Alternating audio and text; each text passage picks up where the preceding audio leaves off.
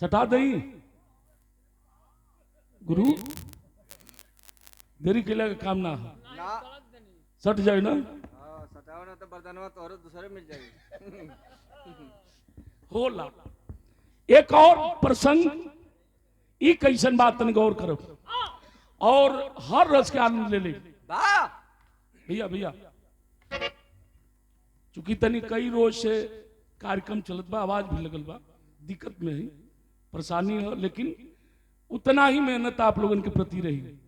बतइबे के गुरुदेव अभी कल नहीं परसों 15 तारीख के बाद मोहनदे बाद रह जा चुकी बियने खिचड़ी रहल, ऐसे आप लोग जुटी नहीं पौले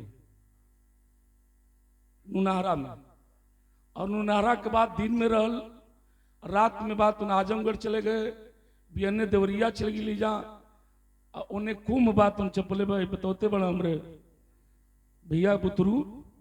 अच्छा ये बताओ कि नहिले हो ढंग से कि नहीं? अरे बुर्बक बाबने के संगे रह तड़े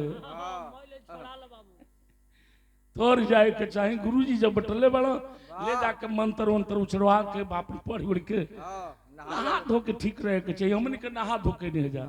फिर 29 तारीख के हमने के कार्यक्रम बा प्रयागराज, उसके बाद फिर जनवरी के बाद फरवरी में 22 फरवरी के तो होवे के चाहिए।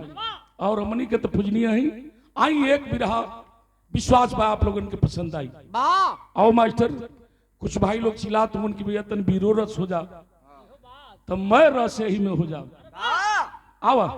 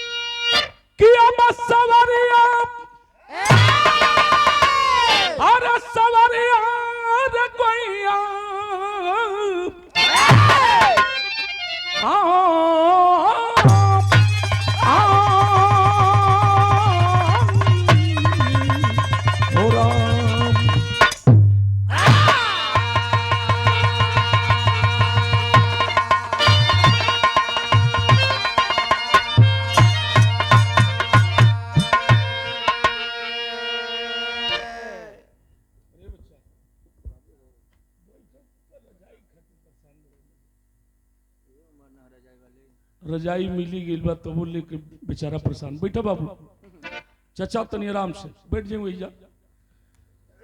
4 लाइन भूमिका है विरहा में।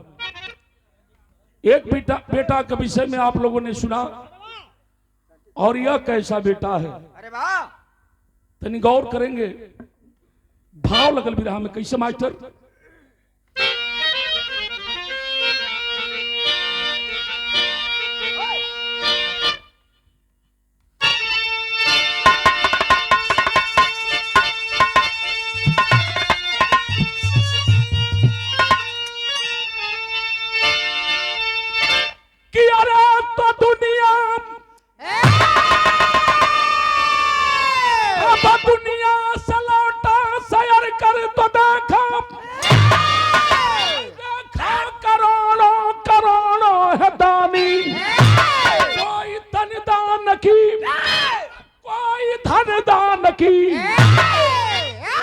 पर कोई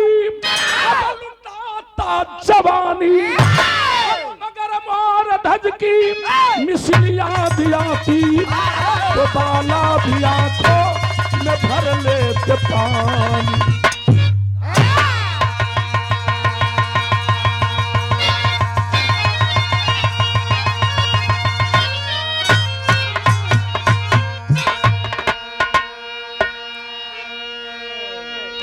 ये धरती पर सबसे बड़ा दान होता है। कोई धन दान करता है, कोई अन्न दान करता है, कोई वस्त्र दान करता है, तो कोई सरहद पर अपनी पूरी जवानी दान कर देता है। मगर मोरध्वज की मिसल याद आती तो बाला भी आंखों में भर लेते पानी। तनी गौर कर, एक बार कन्हैया अर्जुन के बुलौलन और बुला कर समझाते अर्जुन चल तो के देश दुनिया तनी घुमा दी। अरे वाह, कैसन बा? अर्जुन अइलन, कल चली, कल ऐसे ना जोगी के भेष बना ला और जोगी का भेष बना करके चला जा। दोनों लोग जोगी के भेष में भिलन है। धर्मराज को बुलाए और धर्मराज को बुला के माया के बात उन शेर बनौलन है और माया का शेर बना करके लेके चलन है। आज जब चलन तो बिरहा में तरज लगी। कौन तरज? अरे वाह,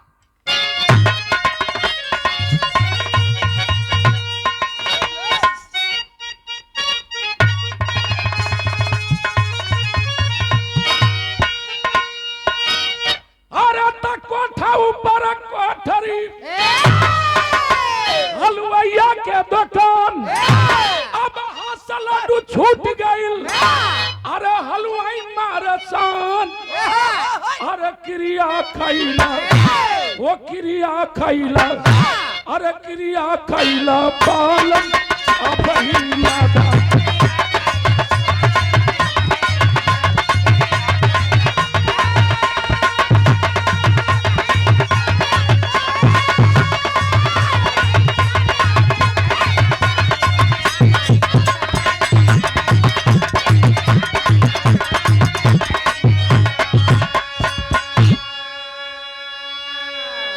और हमारे परम मित्र मोरध्वज के दरवाजे पर पहुंचलन दोनों जोगी। साथ में शेर बा। आज जब पहुंचलन वो समय कभी भाव दिए क्या? अरे तसा जगरुआ गुदरी, अब संग में अर्जुन भगवान। अरे मोरध्वज के दुआरी पर अरे करने लगे बखान शेरवा।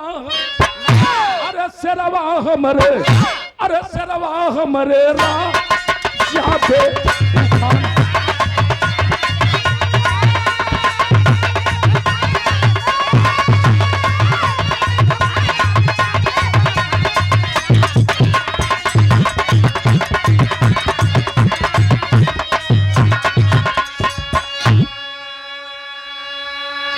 मोरध्वज राजा के दरवाजे पर गिलन है।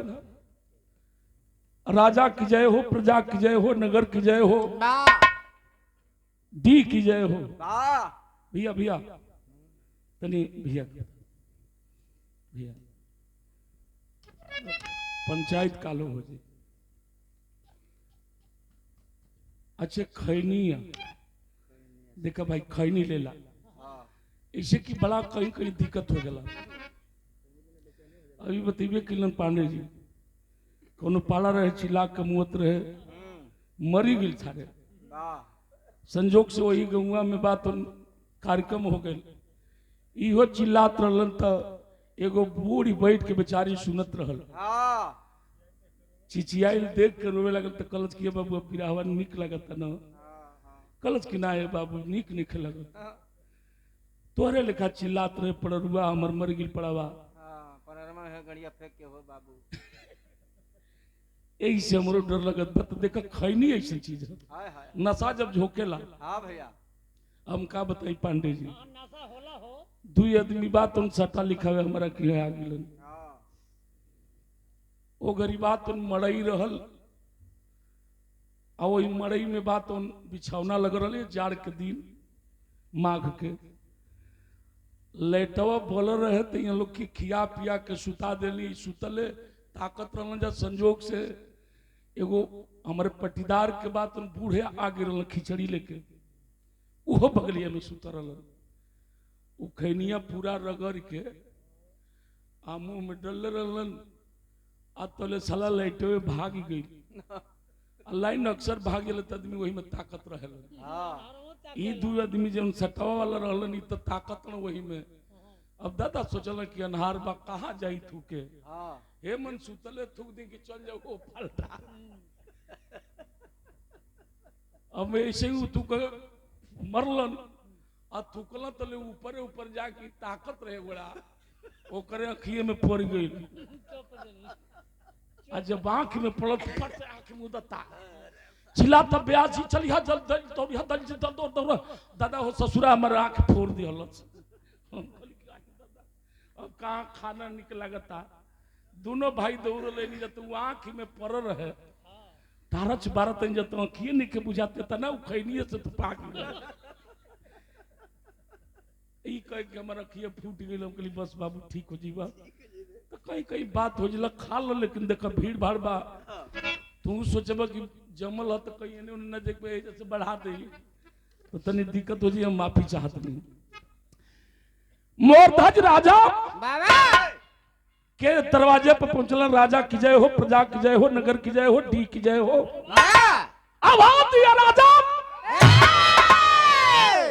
आई बैठी आसन ग्रहण करी बैठौलन है राजा दौड़ के बाद उन सिपाहियों को आदेश दिए अतिथि देवो भव दरवाजे पर आए हुए मेहमान भगवान के रूप हुआ करते हैं पानी ले के बाद उन सिपाही अलन है कल अल हाथ गोड़ धोई पानी पी कल नहीं कल पानी नहीं पिएंगे कल तब हीरा जवाहरात सोना चांदी जो मांगना है मांग लीजिए कल हमें हीरा जवाहरात सोना चांदी नहीं चाहिए कल की तब कल की हम लोग भोजन भी करेंगे पानी भी पिएंगे हीरा जवाहरात सोना चांदी भी लेंगे लेकिन हम लोगों के साथ एक शेर है कई रोज से भूखा है पहले मेरे शेर को भोजन कराओ अब तब जाकर के हम पानी पिएंगे भोजन करेंगे हीरा जवाहरात सोना चांदी सब कुछ लेंगे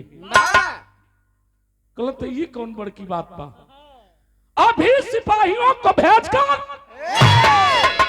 2-4-10 गो खसी भेड़ा मंगवा के बलवा देतनी कल की ये भी नहीं हो सकता कहे लगलन का कलन नज कलाइन है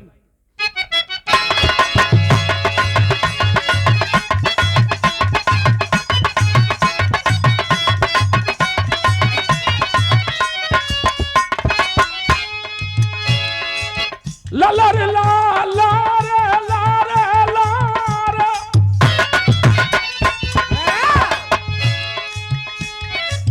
कहे जोगी की मेरी बात ये महाराज सुनो कहे जोगी की मेरी बात ये महाराज सुनो मांस पशुओं का नहीं खाता ये बनराज सुनो मांस पशुओं का नहीं शेर ये खाने वाला कोई दता न मिला शेर खिलाने वाला कला मार शेर खासी भेड़ा के मांस ना खाई कल तब का करे फार्मों पर से दुख चोली मंगा दे का कल कि नहीं मुर्गो खाए वाला ना तब का करी 2-4 खाजी पियासी मछली मंगवा देई बकिया कांटा खूंटी का बात बतिए देता किरवाई मत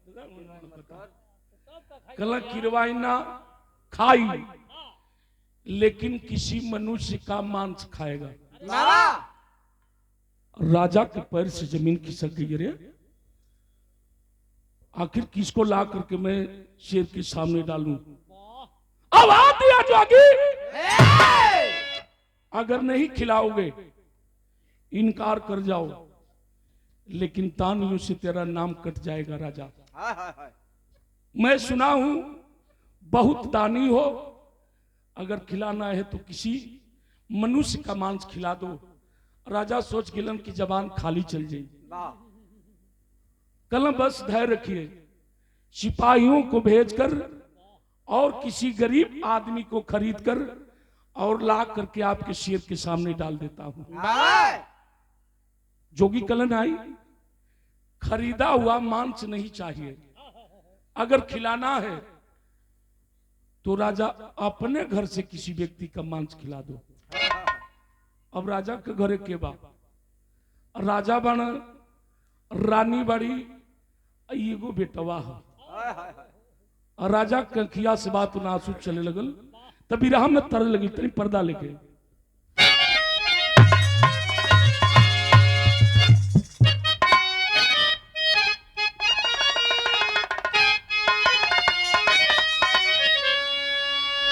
एहू के माता बनी बड़ा प्रेम से गावेली। अरे निबिया की डाली मैया अरे लावली हाय झूला ना वही वो की झूल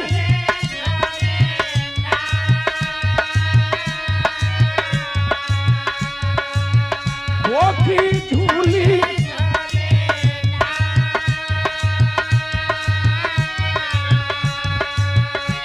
तो मैया मोरी गावे लिख दिया वो की झूली झूली ना।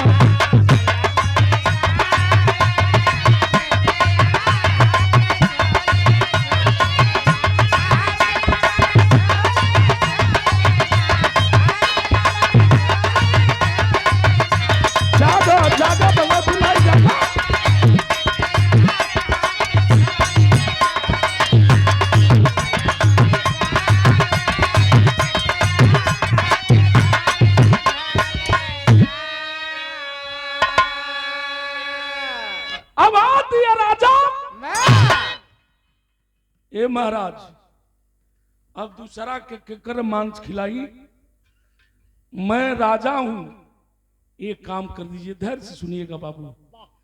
कल एक काम कर दीजिए, अपने शेर को छोड़ दीजिए, मेरा आहार कर ले, मेरा भोजन कर ले। कलंक की नहीं, आपका मांस पुराना है, आप पुराने आदमी हैं, और मेरा शेर भी पुराना है। अगर खिलाना है तो किसी बच्चे का मांस खिलाइए मेरे शेर को। ये बदे कि हमरे शेर के भी एक आध गो दांत टूट गिल है। का कहलन है,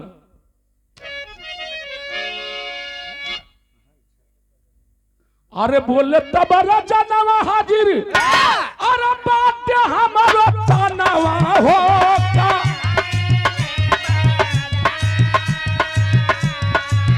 हो कराई अपना शेरा के भोजनवा हो कराई देव।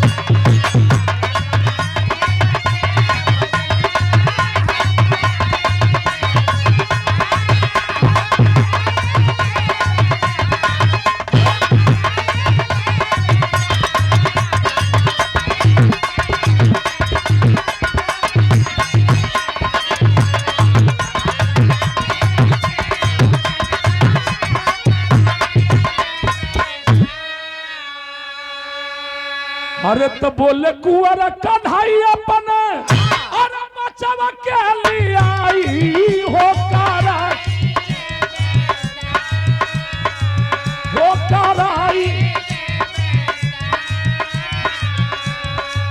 हमारा शेरा के आई भोजनवा हो कराई देवना।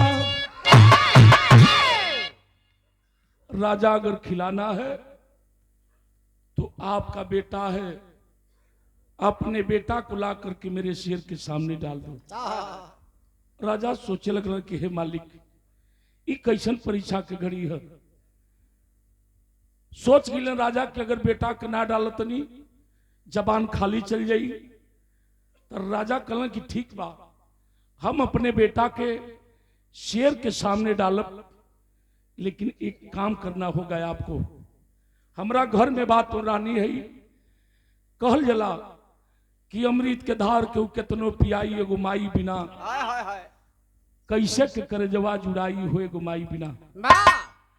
कल हम राजा जरूर बानी, बेटा हमार जरूर बा, लेकिन हकदार मतारी भी बा। उ जन्म दे ले बा, 9 महीना गर्भ में पूछ ले बा। जोगी बाबा कम से कम तनी रानी से पूछ लेती। जोगी हंसे लगल, कहल कि अरे वाह रे राजा, हम सोचली ना कि कोई बहादुर राजा होगा, शेरे दिल राजा होगा। हम नहीं जनली आकि मेहर बसुओ राजा होला। ये थी चुकी बात, अब जीवन रानी से पूछे खाती। कल बस, कल ठीक है, देर मत करना, 100 रुपये का सम्मान। ओ हमारे छोटे भाई आदरणीय गोलू बाबू की तरफ से कैमरामैन आपकी तरफ से ये सम्मान बहुत बहुत स्वागत आप सब भाई लोग के प्राण पर लगी है। कहलन है राजा काम कहल की छक्कर पूरी लेकिन अरे बात माता पूरी हो जाना रानी से खबरिया हो जाना।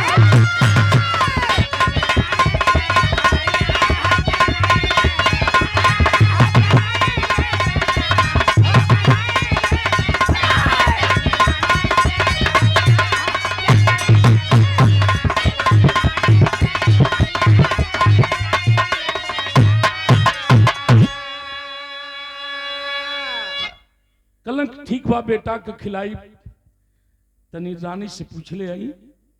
जोगी कलन देर नहीं करना राजा जल्द आना। गैलन राजा आज जब गैलन है तो रानी अपने राजा के देखली उदास घड़ी में लोटा के पानी लेके ली ले बैठी पानी पी मुंह धोई। भैया भैया लड़ाई के दरमियान चावतनी कलन नाई रानी तू जानत ना हो। दरवाजे पर बात उन दो ठे जोगी आयल हुन। रानी कली तो कौन पहाड़ टूट गए। जोगी के काम बा आयल गई भिक्षा मांगल। अगर भिक्षा न मांगे तो परिवार कैसे जिएगा। राजा कला अमर बतिया ना समझत हो। जोगी आयल हुन और अपने बेटा के बात उन मांगत हुन। रानी कली की घबराई मत। राजा रानी से कलन बड़ी पुरान गीत लगे आजो देखा हम बताइला पुरान धून पुरान चाऊ पुरान मेहरारू चुप रह।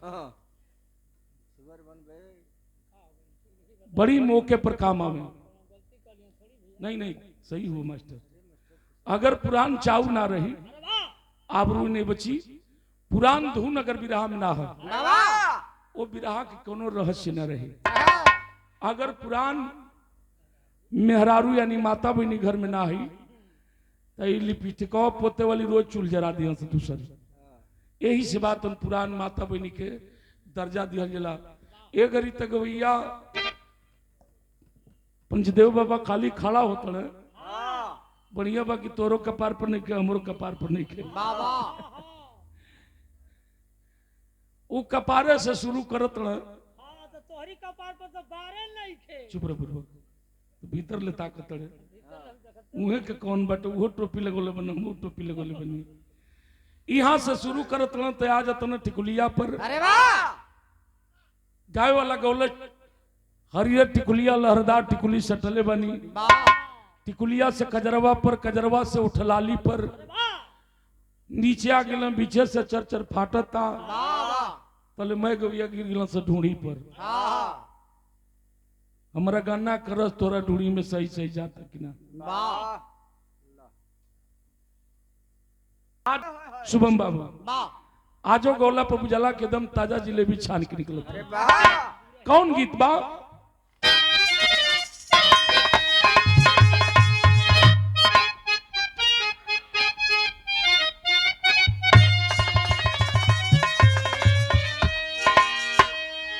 अरे हमसे तो अच्छी अब तेरी पायल गोरी अब बार बार तेरा कदम चूमे। तनी बैठाओ यहाँ लोग के भाव है का कहल कि अरे तो साधु आए हैं अरे दुआरे गोरी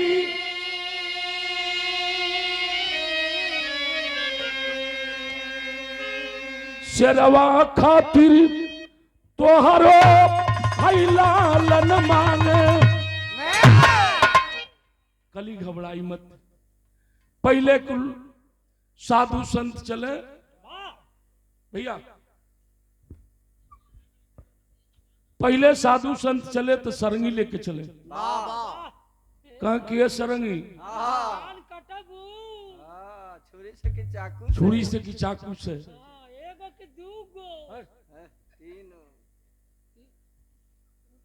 इतने ना बानर बनरी लेके चले। अरे वाह कुछ साधु बात उन भालू लेके चले। वाह ऊ काहे बदे हाय वो तोरिया सन लेकर के गाड़ी फुकवावे बदे नहीं हमरा किसी हिम्मत जौना लड़का के खजुअट हो जाओ सुखंडी हो जाओ तो लोग लेके जाओ आ कहे भैया तनी फलुए से फुकवा दो, हां पेटवा सरकवा के फुकवा देंगे एकदम खजुटिया दूर हो जाए। हम तो खजवट भइबे नहीं वैसे ने तू बोटले बड़ा मैंने हल्का फुल्का मैंने बताओ तनी तो ये बदले के चलो कोनो बड़की बात नहीं बा। राजा रोवत उन कलन रानी समझलू ना एगो बात बतौलन का बतौलन कहल कि अरे शेर कई रोज सब अरे भूखाइल गोरी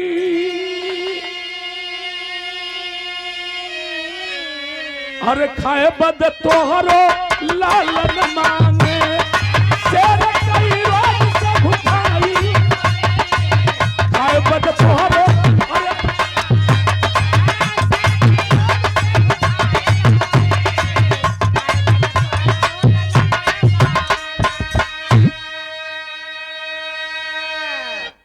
जोगी बाबा कहत उन के अपने बेटा के हमरे शेर के सामने डाल दा।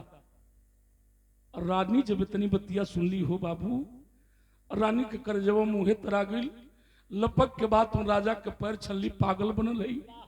रुआ राजा है ये धरती पर कौन ऐसा बाप मतारी हुई जो अपने बेटा के शेर के सामने डाली ना, हम अपने बेटा के ना दे। आवाज दिया राजा। रानी एक तरफ तेरा बेटा है तो एक तरफ तेरे पति की जबान है, या तो अपने पति की मर्यादा को रख ले या तो अपने बेटे को शेर के सामने डाल दे। रानी सोचे लगली कि हे मन, अगर ये धरती पर लोग मानेला अकना ही पति भगवान होलन, अगर हमारे भगवान के सम्मान ना रही जबान ना रही ते धरती पर सुहागिन भइल व्यर्थ है। लड़का ना रही बुढ़ौतियों में पंडित जी अगर मेहनत करी है काजन बर्दनवा मांग ले सोई सने तो मिल जाओ तो एगो ना चार गो हो जिया सब, लेकिन जगह जबनिए चल जाई तो मैं बात व्यर्थ हो जाई। पैरवा पकड़ के रोवत रही एगो बात कहली और राजा शेरानी का कली विराह में तरज है।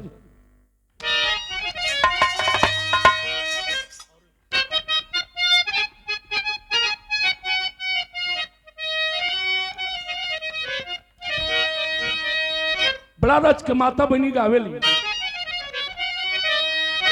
आज एकदसिया अरे बिहाना तू या दासिया तीरसी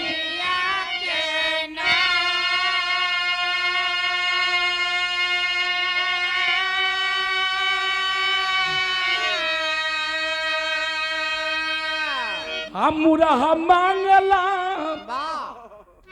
गवनवा तीरसिया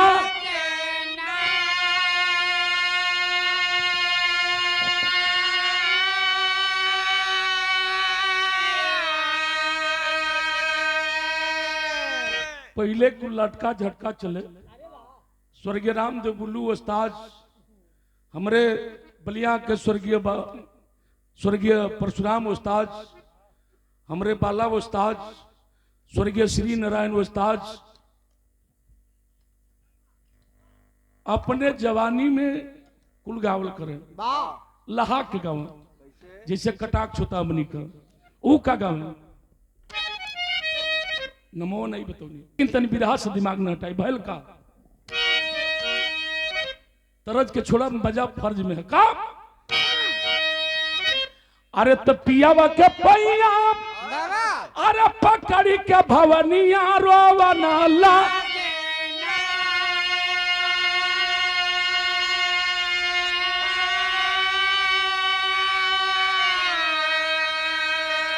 अरे रोवना लागी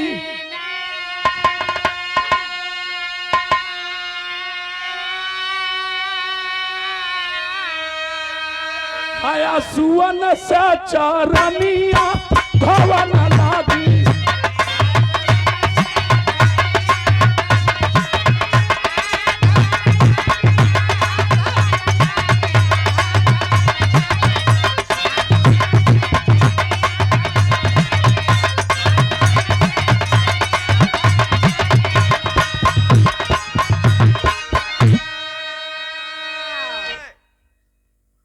और रो रही है, हम अपने बेटा कनाई दे। राजा समझावत हुन आ तबले तक गजब हो गई हो पंचे कि इतने में आई गईला अरे ताम्र ध्वज अललनवा पूछन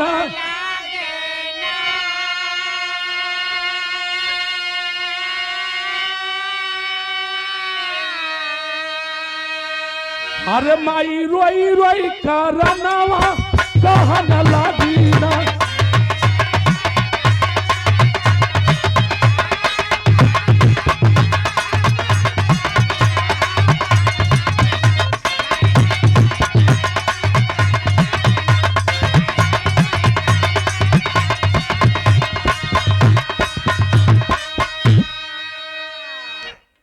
रानी और रोवत हुन इतना ही में ताम्र ध्वज बेटा कहीं खेल रहा था और खेलत बात उन चली आई घरे।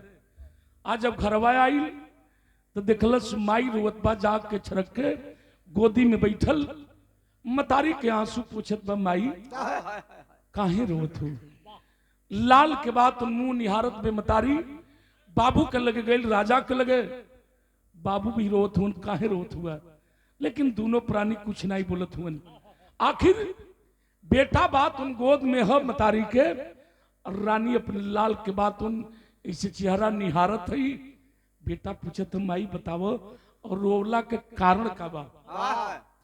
सारी बात जब मतारी बताती है अपने बेटा को, अरे वाह धन्य है वह सपूत, कहा कि बस इतने खातिर रोवत हो लो।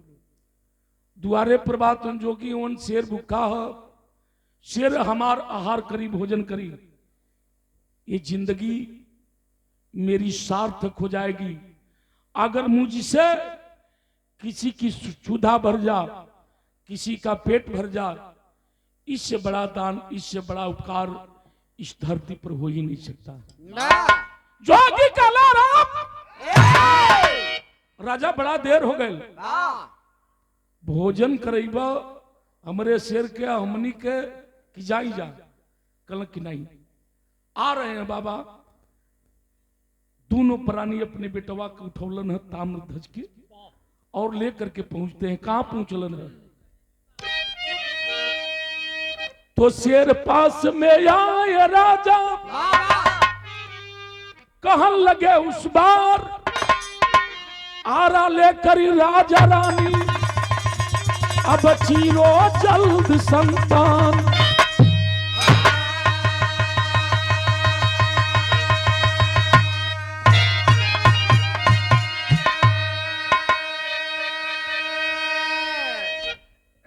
कहले बाबा हमने के तैयार ही जा, बेटा के लेके इलन है। हाथ जोड़ के बड़ा निवेदन से दोनों प्राणी कलन के अपने शेर को छोड़ दीजिए ताकि मेरे बेटे का आहार भोजन कर ले आपका शेर और आप लोग भोजन कर लें। जोगी कलना ऐसे नहीं होगा, ये आरा उठाओ और अपने बेटा ताम्र ध्वज के सर पर रख कर अपने बेटा को चीरो और चीर करके तब मेरे शेर को डालो, मेरा शेर आहार करेगा। छिनरी बुजरी नंदी भोजिया तो रोज होतबा, लेकिन किसी गाने वाले ने गाया था कि आरा हिले बलिया हिले छपरा हिले ला, तो हर लचके जब कमरिया सारी दुनिया हिले ला। आरा हिले, जौन राजा रानी आरा चलावत रहलन वो आरा हिलत रहल, यानी बिहार वाला आरा ना हिलत रहल। आरा हिले छपरा हिले, बलिया से आगे जो छपरा हो छपरा ना हिलत रहल बिहार का। जिस छप्पर के नीचे राजा रानी अपने बेटा ताम्रध्वज को चीर रहे थे बाबू, वो छप्पर हिल रहा था। बलिया हिले, हमनी के बागी बलिया ना हिलत रहल, रानी के बाद उन कान के बाली हिलत रहल। तो हर लचके जब कमरिया सारी दुनिया हिलेला। लचक मार के राजा रानी अपने बेटा ताम्रध्वज को चीरने लगे तो ये धरती आसमान सब कांपने लगा। रे मालिक, प्रभु कैसन परीक्षा लेत हुआ पूरा बिरहा के निचोड़ अल्लाह में देवे के पड़ल। ऐसे अल्लाह तो रोज सुनत है। एगो अल्लाह आप लोगन के बीच में हम लेके आयल हैं जे भाई मऊ के बा या गाजीपुर बलिया जानत बा इंदारा स्टेशन है। वही इंदारा स्टेशन पर एगो नट बेचारा अपन गमछा बिछा के ढोलक खोल के अल्लाह तब शुरू करे कि जब कोनो ट्रेन आके रुके।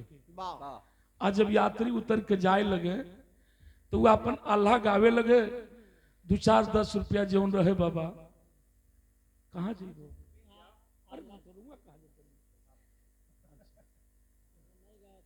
तो वो अल्लाह गावे वही से ओकर परिवार जिए। लेकिन वो गावे का तनी ध्यान दे कैसे गावे निक लगल हम विराह जगत में लेके ली अमरदेव कैसे गावे।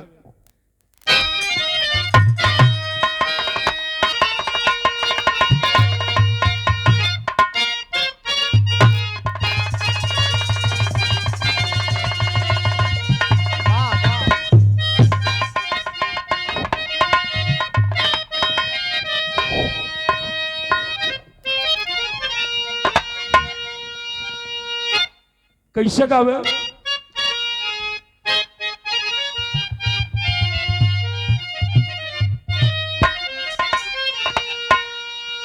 हर पूरा परिवार यही अरे ढोलकिए पर जियत बाटे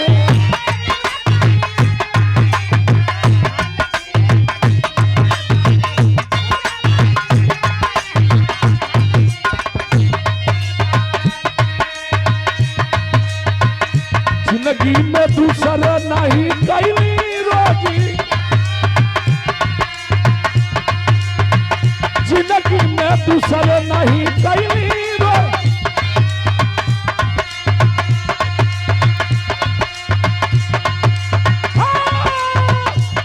होता दुल्ही पर तू वरिया से भागत तू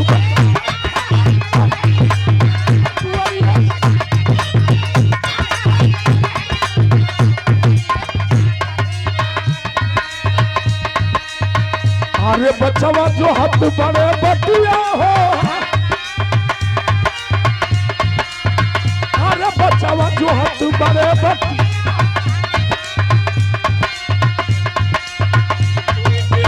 पावा तू दुनिया में लग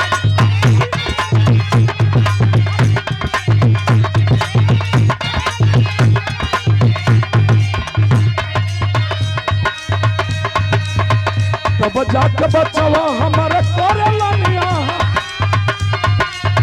तब जाके बचवा हमारे करे लानिया आई तो सैया कैसा दिहाला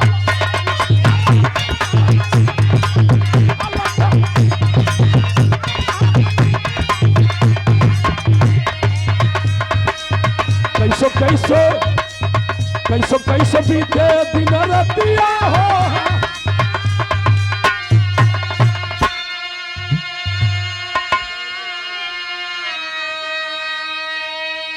और 50 रुपये का भाई अरे बाबू क्या मुआला का दादा अरे बाबू क्या मुआला का दादा अरे वही दिन भाई मुआला का दादा वही दिन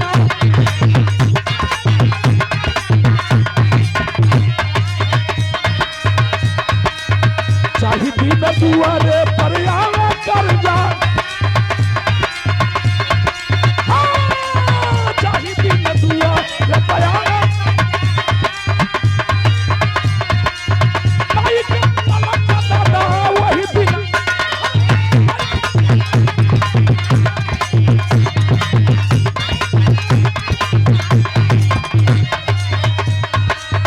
चाहे दिन लग जाले भूखिया होती चाहे दिन लग जाले भूखिया हो भाई के वाला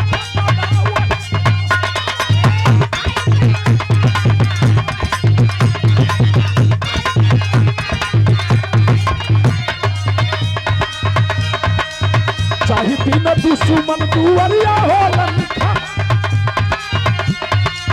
जाहि दिन दुश्मन दुआरिया होलन भाई का मुअल का दादा वही दिन आया वही दिन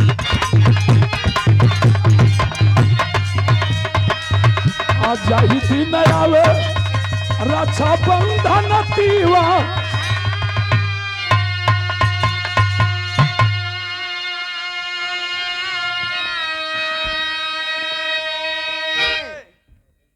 छोड़ा अब सीरियसली बिरहा पर जा बहुत बहुत स्वागत बा सब भाई लोग के प्रणाम पर लगी है कागा में मास्टर गर्मी हो न जाई आवा आ जा रुका हो का करबा मजबूरी बा हाँ कवन एगरी गवैया बात उन सब बार लगवा के चलत है बा हम कहते कि बे बारे कर रही चुप रहो हम ही कब गुरुदेव की तू कहियो चल के लगवा लो हाँ ये खाली कहला से हमारा हाँ लगवा लो मने बार रे बुरबा तो साफ बोलता काहे ना उहे तो बतिया बताओ तनी गुरु तू लगवा लो सचमुच बड़ी 10 बरिस तक मने कम उम्रिया हो जाई हां बहुत आनंद झूठे हो भट्ठा वाला के फेर में पड़ल बड़ा करियवा के उनकर भेद तो लोग जानत नहीं खजा एक खाली हमारे पंडित जी के बिरहा अलगा के आवत नहीं जा पैदले चल दे ली जा वाह संजोग से को भाठा पड़ल अरे वाह रांची वाली कुल रली से तो हमने के आगे आगे गुरुदेव हम बतियाओ जतन जब समाजी लोग भी आगे हुए इन्हीं के पीछा वही हम लोग के पीछे वो बेचारा करियवा रहल वाह ये अकेले भाठा में घूमत ताकत जाता हाँ भटवा में वही भट्ठा में अतले को रांची वाली मेहरारू देखल अरे रमाऊ हो रमाऊ अरे राजा अब अखबार में इनके दहीले में छोड़ते नहीं कि चिल्लाता कि बाबा धरियो उन्हें गुरुदेव देखा ना तो काम गड़बड़ा जाला तबे से उनकर भट्ठा में का हम बता दें कि उनका नाम पड़ गया खैर इत तनी हंसी मजाक कर तनी बिरहा पर आ जाए आखिर नतीजा का निकल हमरे बाला उस्ताद अपने जवानी में अल्लाह के गाँव में कैसे गाँव में मास्टर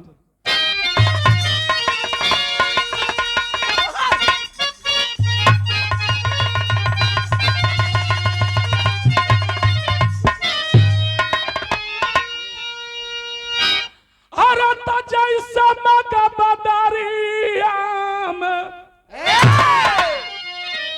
हई का पे बुढ़ी गैया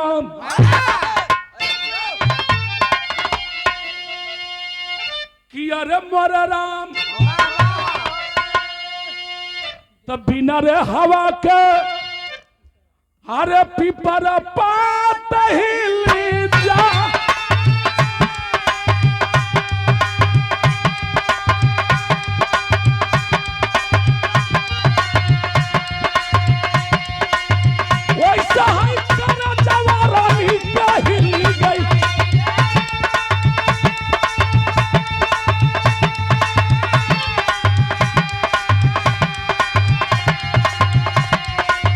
मनवे में राजा तब करला पीछा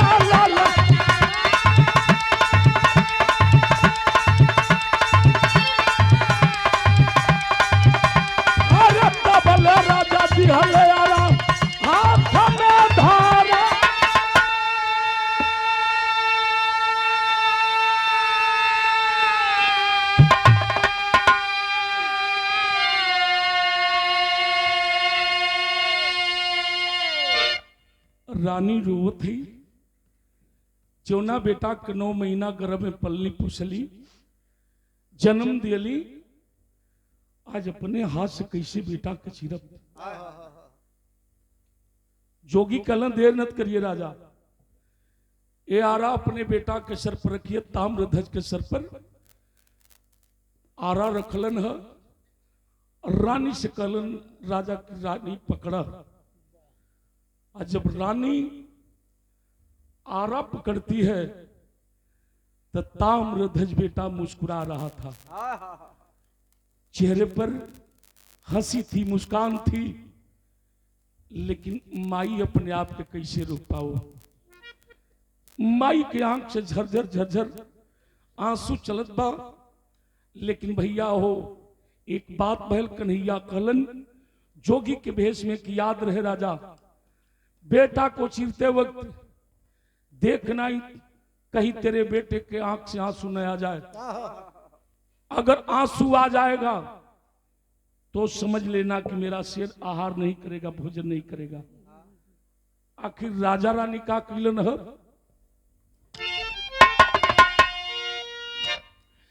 कि अरे हरा हरा रानवा की जाना पे बोला,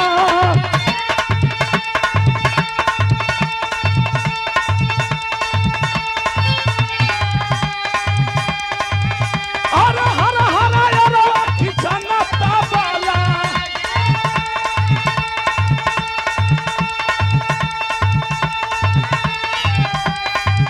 अब पाया होया लंग से बहेला बाबूनी,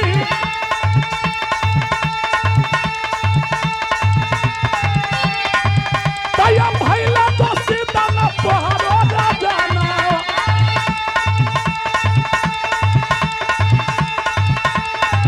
अरे भैला तो सीता न पहाड़ो राजा।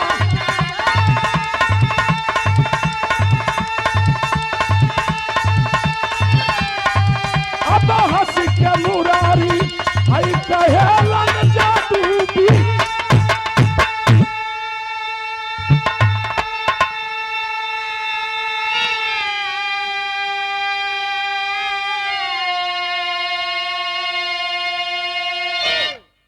बिरहा सुनने वाले मेरे बाबू, राजा रानी जब आरा चलाने लगे बेटा पर, रानी अपने लाल के झुक के बाद तो मुंहवा ताकल करे, लेकिन आरा चल रहा था और ताम्रध्वज वो बेटा था कि मुस्कुरा रहा था। भगवान के आदेश वो जोगिन के कि देखना कहीं बेटे के आंख से आंसू न आ जाए। अगर आंसू आ जाएगा तो मेरा शेर भोजन नहीं करेगा, इसलिए कि दान तुम्हारा दूषित हो जाएगा। चीरते वक्त ताम्रध्वज के बाद उन बाएं आंख से आंसू चला है। जोगी के भेष में बैठे दोनों जोगी खड़ा हो गए और कहते हैं कि राजा आरा रोक दो, ये तुम्हारा दान तो दूषित हो गया। कल नहीं, कल देख लो, मैं कहा था कि देखना कहीं बेटे की आंख से आंसू न आए। तुम्हारे बेटे की तो आंख से आंसू आ रहा है।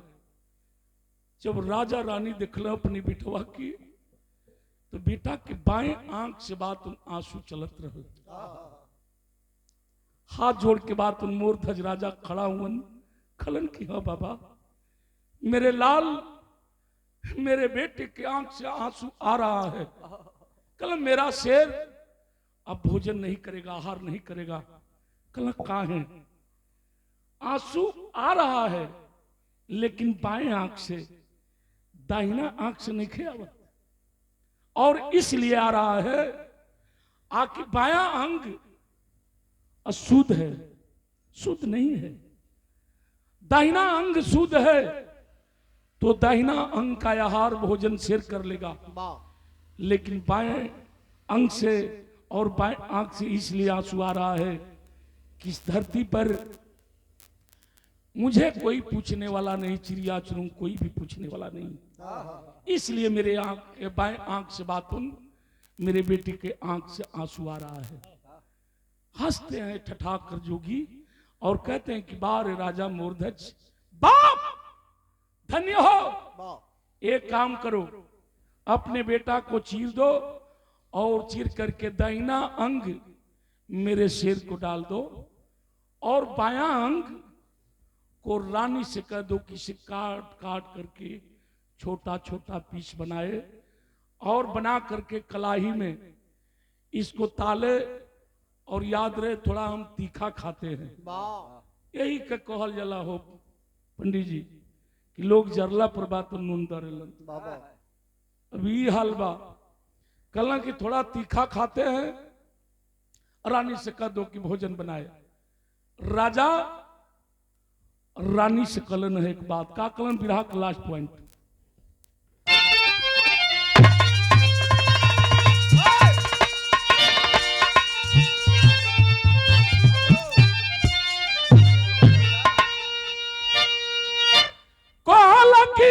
प्राप्त कर रसोईया,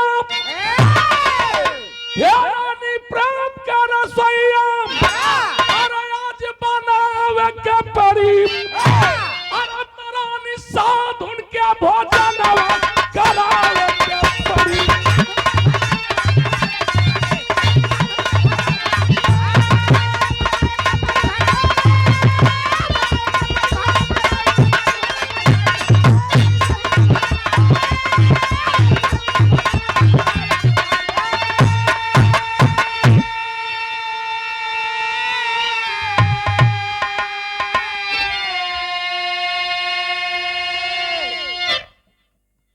प्रेम से भोजनवा बनावे के पड़ी, रानी साधुन के भोजनवा करावे के पड़ी। रानी कली की देखा राजा जोन भइल तोन भइल, लइका चीर दिहली जा, शेर के आधा अंग डाल दिहली जा, अब फिर खैला पर उतारू मानस। एक मतलब कि ओरिजिनल साधु ना हो स, ललगड़ियावा जोगी हुआ स। अब जो नाश भइल तो भइल, जल्दी खेद। राजा कलन की सन कह, परीक्षा के घड़ी है, रानी भोजन बनाइए। आखिर रानी कैली का, तब भैया बिलखा बिलखा हाई रानी भोजन बनाई, अब भोजन कराना चल अर्जुन सनाई।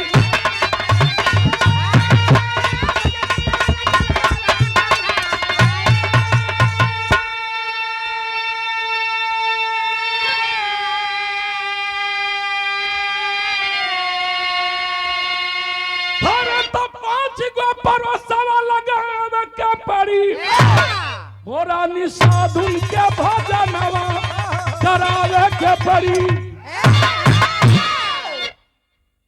प्रेम से बात उन भोजन रानी बनोली। आज जब भोजन बनकर तैयार हुआ, राजा से कली की जाई, आप बुला ले आई। बुला के बैठा के प्रेम से बात उन भोजन कराई। कैलन है राजा जाकर दब के साथ कल चली बाबा, चल के भोजन कर ली। दोनों जोगी आकर के बैठ गए। रानी दो ही थाली में भोजन काट के ले कैली है और लिया के जोगिन के सामने रख ली। जोगी फिर भड़क गईलन, कल ये क्या दो थाली में? राजा कलन कि आप दो ये लोग नहीं? कल नहीं, 5 थाली में भोजन लाओ। राजा कलन मनवा में किए भाई दुगो तो मौके पर हुन, 2-4 गो इनियो नहीं बन सकाया। कल बुला ले रहती संग ही, तो संग ही बैठ के वो सबके भोजन कर ले रहते। कल नहीं, पहले 5 थाली में भोजन लाओ। रानी फिर बात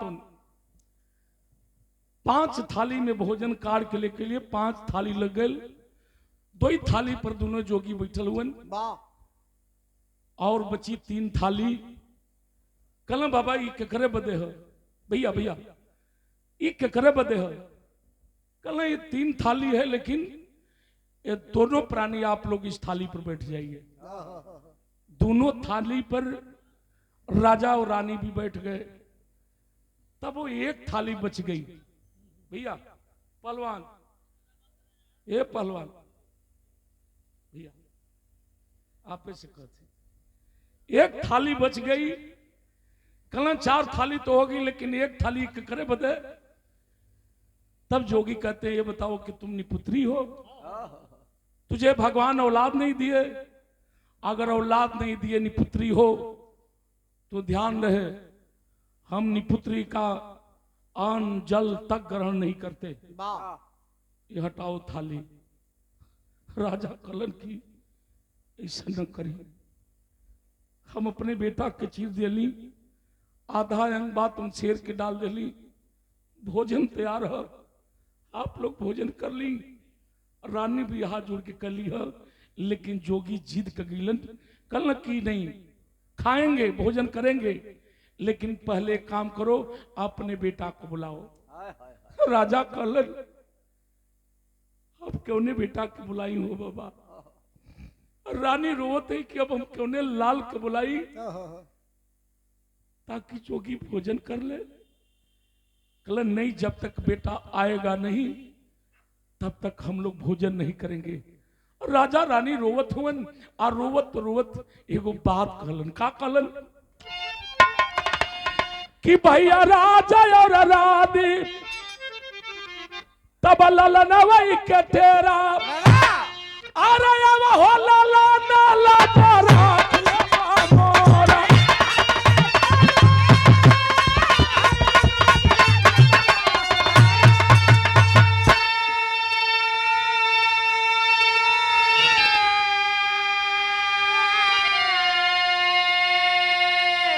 अरे तो साधु घर अरे वहीले अजमना के पड़ी तारा निषाद उनके भोजनवा करावे के।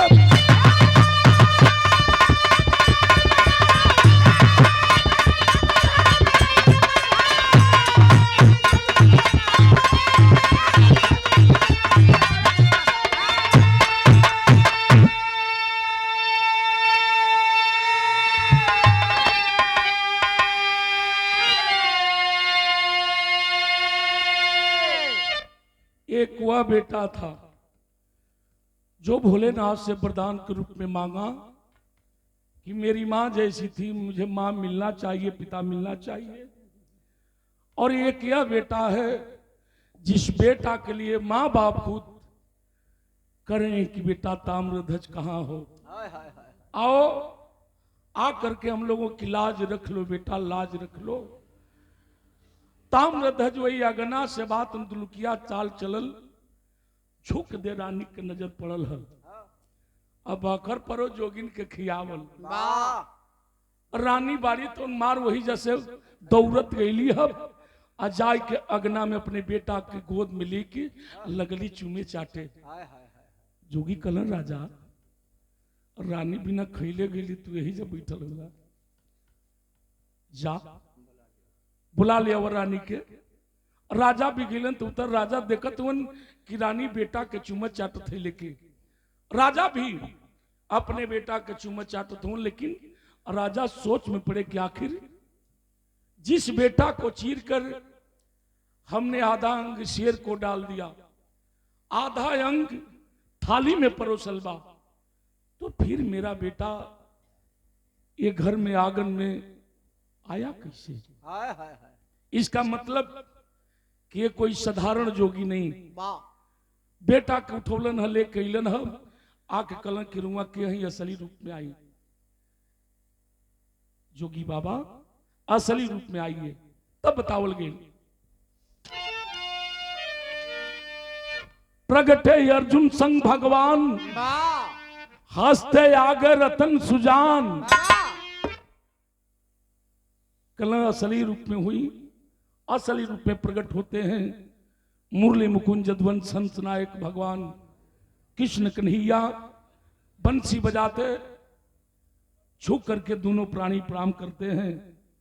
ताम्रध्वज भी भगवान का दर्शन पाया, प्रणाम किया। कल की रहुआ तो दर्शन देनी, लेकिन आई बगलिया में हाउ के हा गुरुदेव, अरे हाउ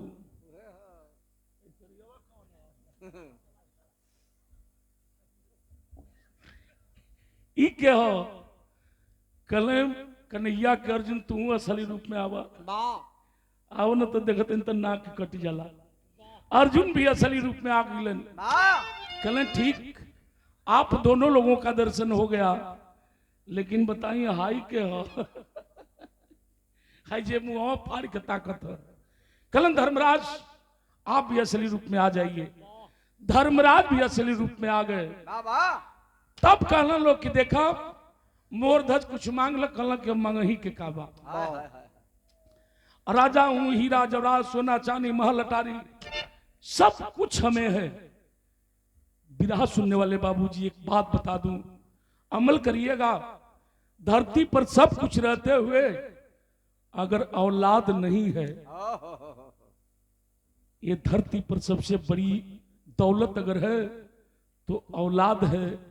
औलादे बात ने अपने बाप मतारी के तारी, बाकी दूसर कोई ना तारी नहीं तारी। तो औलाद नहीं है तो सब कुछ बात फीका है। कल हमें कुछ नहीं चाहिए, दर्शन हो गए आपके, हमार बेटा हमें मिल गए। कल नहीं कुछ भी मांग लो, तब वो कहलन का प्रगटे अर्जुन संग भगवान, हंसते आगे रतन सुजान। अरे सरवा हमारे, सरवा हमारे, अरे सरवा हमारे राजा ज्यादा भूखा।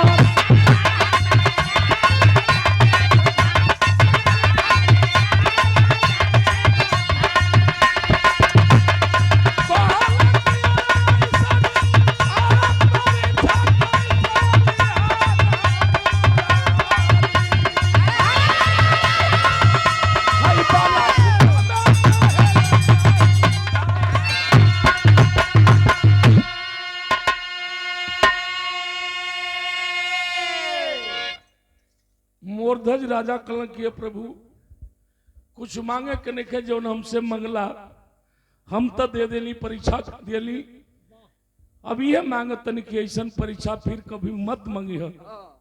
पंचदेव बाबा ऐसे ही अकड़ अकड़ खैब, अब मंगब कहीं कलयुग में जाके 10 गोड़िया के मरिया सा कि बेड़ हो जब फिर जिंदगी में खाए के नाम ना लेब। तो जो हमसे मंगला मंगला फिर केहू से मंगी मत। कहानी का अंत हुआ। जय हिंद, जय भारत।